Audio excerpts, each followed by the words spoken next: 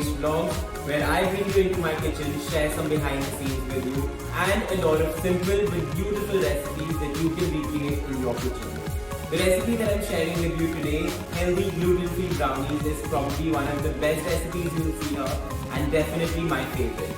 I make these brownies without butter, without refined sugar and refined flour, and I still like them more than any classic brownie recipe. So let's dive into the recipe and make a batch of the best brownies ever. So we'll start by adding 3/4 cup of jaggery or shakkar in a bowl. You could also use coconut sugar. In this I'm adding half a cup of vegetable oil. Now using a wooden spoon, I'll mix all of this really well. Once my jaggery and oil is nicely combined, I'm going to add in 1 cup of melted dark chocolate, 2 eggs and a teaspoon of vanilla. I'm going to mix all of this really well.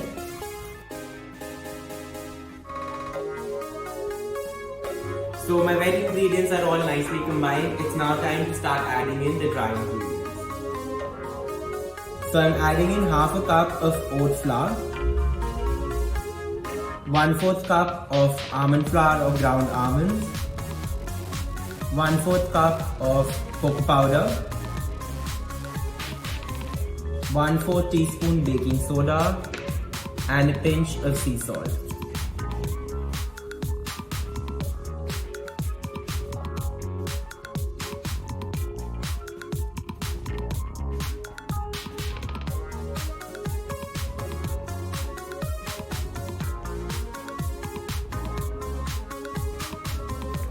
So my batter is ready. I'm going to throw in a handful of chopped chocolate into this,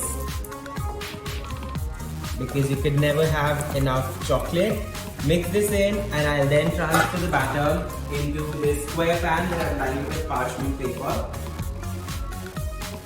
Always leave handles on the side so that it's easier to pull out the brownies later. I'm going to spread this evenly into the tray and then top them with more chocolate.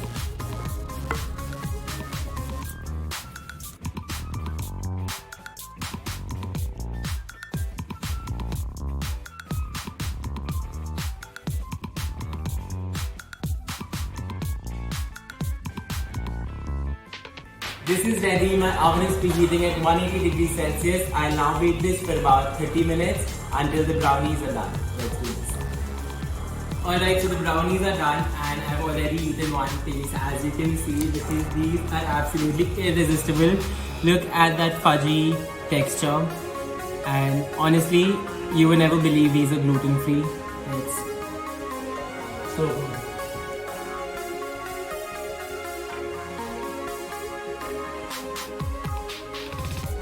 So guys, there you have it, the best ever gluten-free brownies. So if you see any difference in the backdrop, that's because we're trying a new setup. But if you enjoyed watching this recipe, don't forget to hit the like button and subscribe to my channel, because I share a new recipe every week. Take 2 because... Bye! Bye!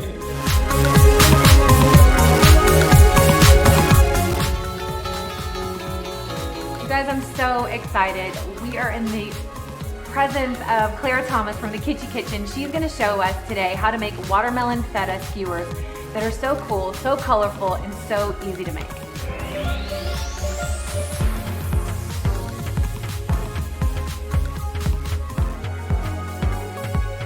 Feta skewers could not be easier to put together.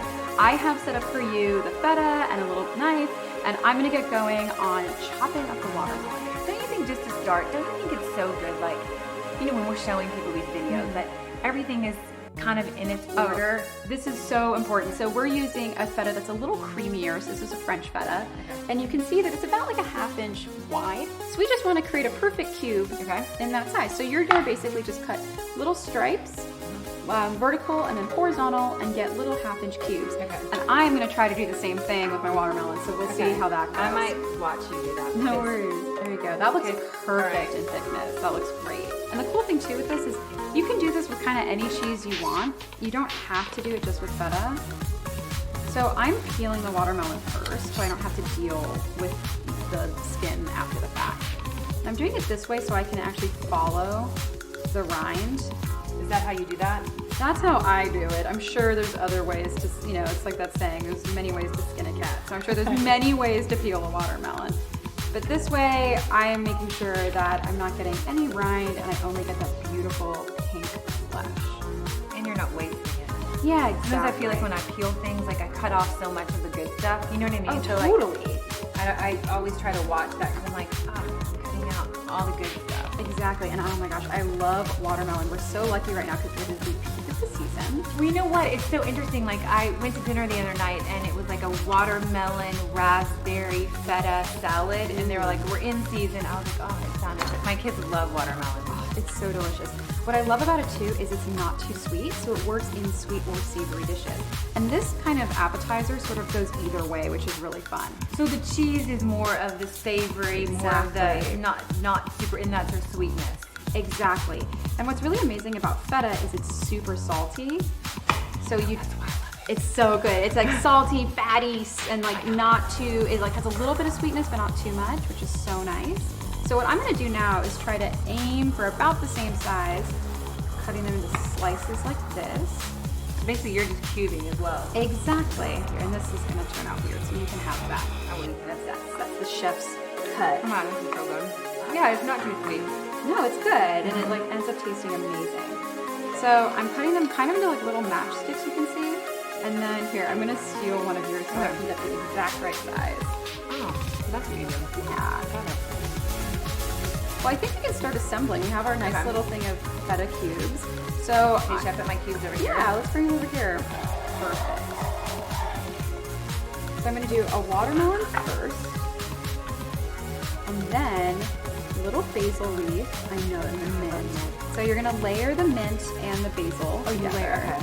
And then I'm just rolling them up together, and you leave the pretty green part on the outside. Did you do your watermelon first? Yeah, I just did my watermelon first. The cool thing here though is that there's not like a wrong way to do it. Right. No one's gonna get mad at you that you did watermelon and then feta or something like that. The truth is, once it's on the skewer, it kind of is all the same. Right? Cute. I'm just gonna give this one little quick spritz, and maybe, do you wanna grab one too, of lime? And what does the lime do? Oh, it just adds a little punch of acid and brightness. And you just want a few drops, nothing too crazy. And you do this before you serve it like on the platter, right? yeah, it's almost like the way you would serve like a balsamic vinegar on a salad or something like that. It's a really nice little finishing touch. And I think it's the kind of thing that when your guests try it, they'll go, oh, what is that? And they won't know what that little extra pop of flavor is from. I found the more that I layer, kind of what you're saying, like the better like the food is. You know, it's like Totally. whether it be salt or pepper, just that added little like dressing or It makes a huge difference. Well, and the thing that's funny is people always remember to season with salt or to add sugar to things, but they'll completely forget to add acid. And adding a little bit of brightness, it can elevate an entire dish, like having a soup and doing a squeeze of fresh lemon like in it. I'm trying to pretend to be you. No, I love it. Look at I'm this. set styling, so you'll be happy. Hold on. Let me see. This Okay, looks see? a little.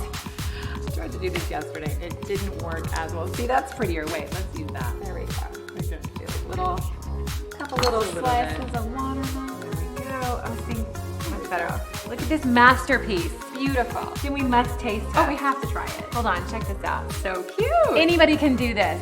Okay, let's try this. Okay. Beautiful. Cheers. Cheers. Cheers.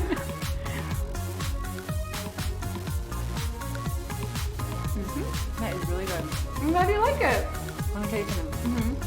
Excuse me, the lime makes such a difference. It does. It kind of just brings it all up. Thank you so much, Claire. Follow her, Kitschy Kitchen. Kitschy Kitchen, Kitschy Kitchen. You can't forget it. Follow her. She's the best. You'll learn so much, I promise you, and you'll have fun doing it, which I think is the most important thing. Thank you so much. I had the best time, and please make sure to pop over to my channel to check out Molly's recipe for this amazing soup. I'm so excited. 20 years in the making. It sounds so delicious, so you guys have to check that out. Thank you so much for Thanks having so me. much. Bye, you guys.